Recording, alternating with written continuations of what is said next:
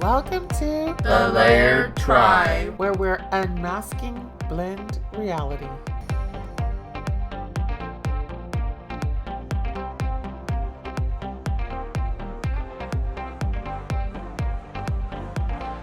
Happy Friday!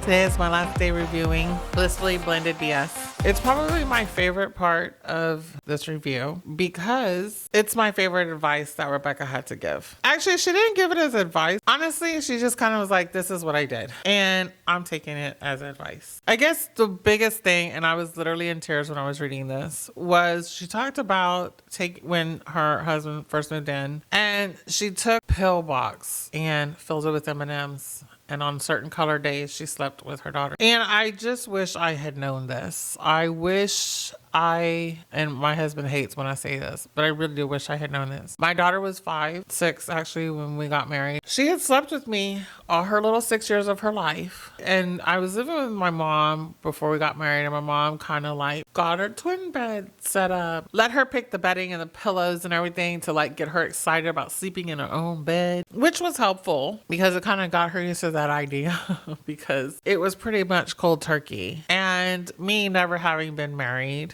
didn't know what the right thing to do. Like I was like, okay, well, he doesn't want her in our bed, and so like she is gonna have to sleep in her own room, and she's old enough because she's 6. But literally the first week was torture for both of us. And I just remember she would come and knock on the door. That's another thing, he closes the doors. I was not used to that. Our doors in my house, even when I'm with my mom, all the doors are open. Just all the doors are open. And he's a door closer. So talk about putting a barrier in between you and your child, like double whammy, like boom, boom. You know, no, you can't sleep in this bed. Now the door's closing in your face. And I was just like, oh my gosh, like she's 6. It just broke. It broke my heart. And I remember, oh my gosh. Okay. She's 13 now. I think it hurt me more than it hurt her. The first week we were both crying, and she would come and she'd knock on the door, and I would open the door and I would go walk with her back to her room. I'd be like, I'm sorry. And I would lay down with her for a little bit. It was pretty rough. It was pretty rough that first year. It was pretty rough. It was pretty rough the first week, or 2. And I wish I had known this. That would have been great, not just for her, but for me as well.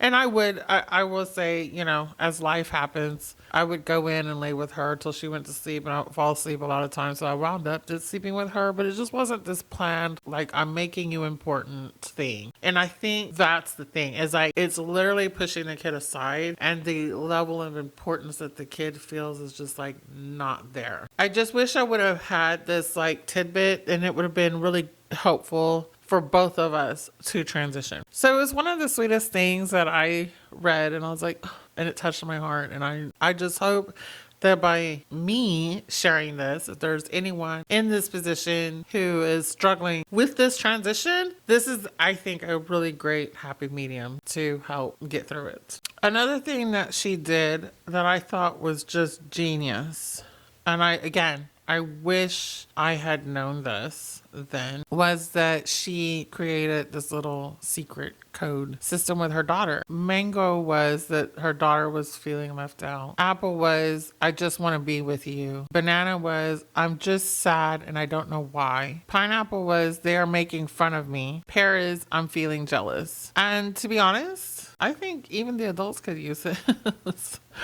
Because all of these actually apply to everyone in play, no matter the age, no matter the gender, no matter what. I think that these are feelings that everybody has and everybody experiences. I really loved that she did this for her daughter, because her daughter could cope with her feelings, and then her mom could actually rise to the occasion when this was happening. Because I think when it's happening, you don't even know. Sometimes we don't even know ourselves what the feelings are. So to have, to me, the foresight to just be this in tune with her daughter when it came to her feelings, I think was very genius and very helpful. But remember when I said, when you're doing something more for the kid that's to the detriment of the marriage, simple things like this can help. But I think it could also be a trigger, kind of how Jackie mentioned, for us as parents to move into overcorrection. Because if our kid is like, I'm feeling left out, that's just like, you need to include my kid, or, you know, I just want to be with you, then you're just like, okay, my little one, let's run away together. Let's just be me and you know? So I could see how, I guess that's the second step is, this is a good first step, but I think there's a very delicate second step. Overall, I think it is genius. And the last thing that I like that she talked about was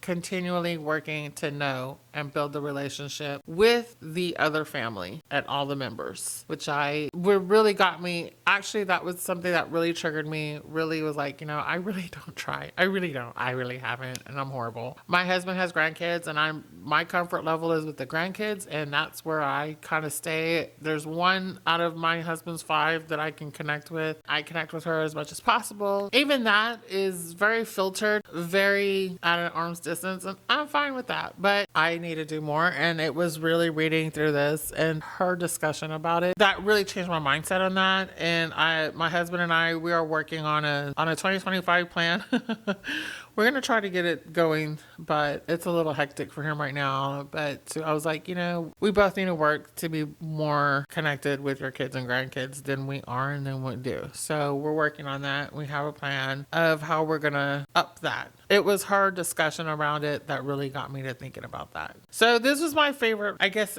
takeaways or advice from this Blissfully Blended BS book, but I truly enjoyed it. I hope you enjoyed it as well. I hope you learned something from it. But that's it for today. Ciao, bye.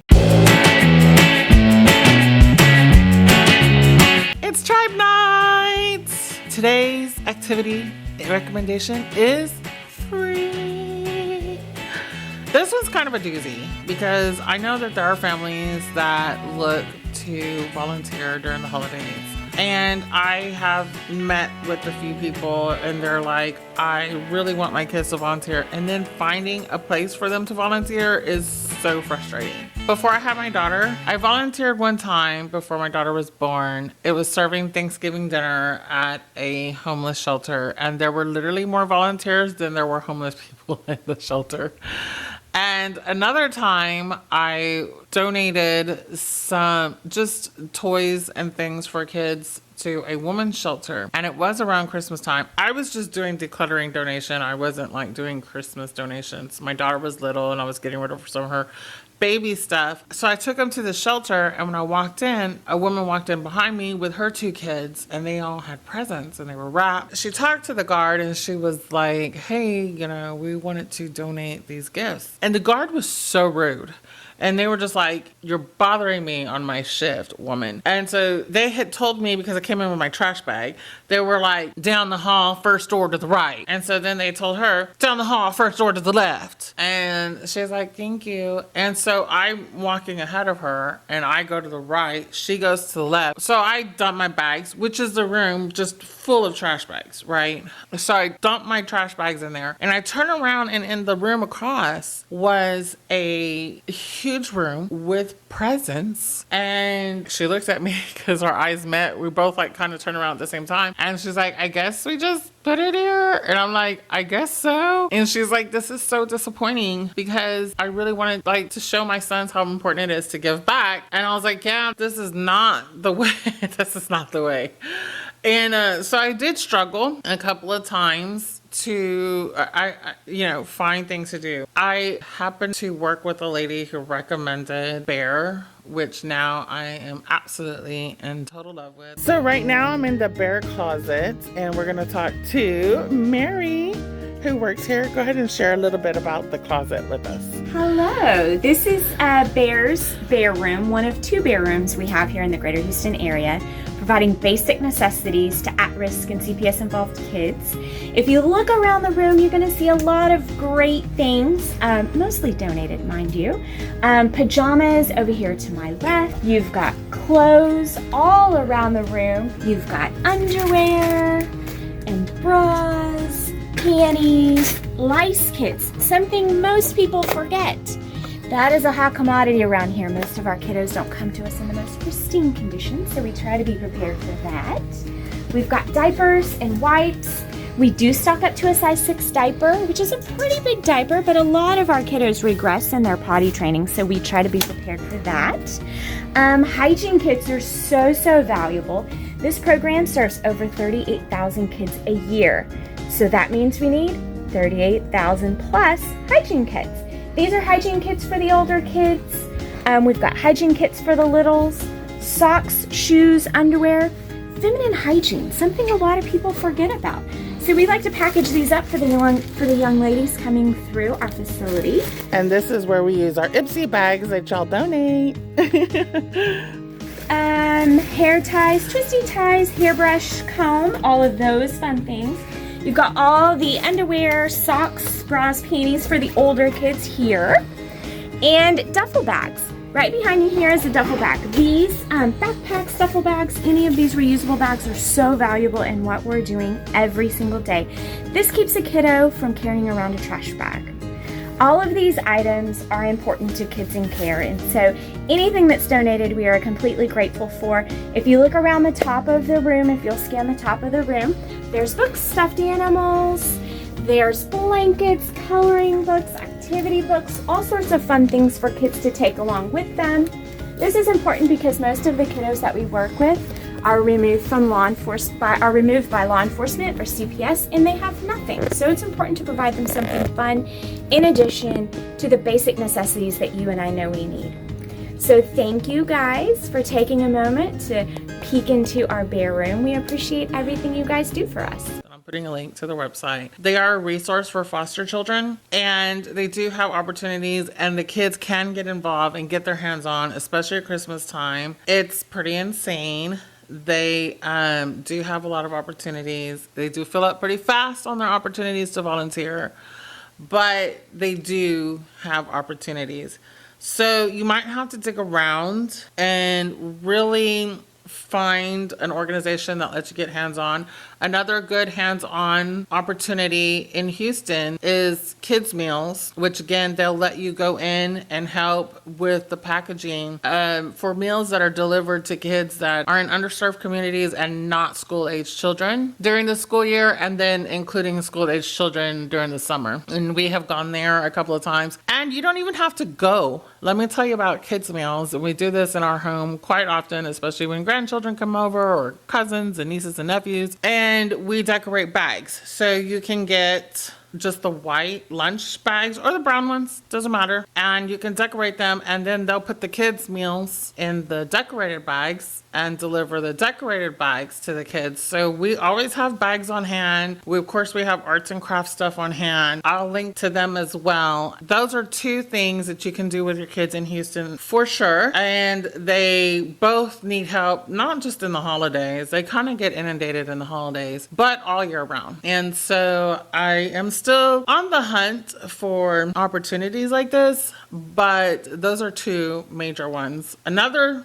thing, I'm going to use this opportunity too. If you have an Ipsy makeup subscription, I am putting my mailing address below. Send me the bags you don't want. I do repurpose them, clean them up, put feminine products in it for the foster girls as well. It's been a while since we've done an Ipsy bag donation, but I am back on that. So if you have any Ipsy makeup bags that you would like to donate, my mailing address is below and we will get those. I'll show how I do those as well. So get your tribe together, volunteer, support your community. Another way to volunteer is the elderly community needs support. Whether they're at home or whether they're in an actual apartment community or a building where you can go and it's all of them there. Reach out and find out how to connect with your local elderly community. And so there's many opportunities to connect and support people in need, lonely people in our community, and no better thing to do with your tribe than to take the focus off of ourselves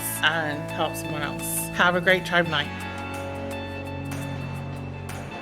Don't forget, we'd love to hear from you. We welcome comments, testimonials, thoughts, questions, or rants, either by submitting a form on our website or leaving a voicemail at 281-946-9886. This is Jenny, and I wish you strength, grace, and wisdom as you continue this tricky journey with your modern day tribe.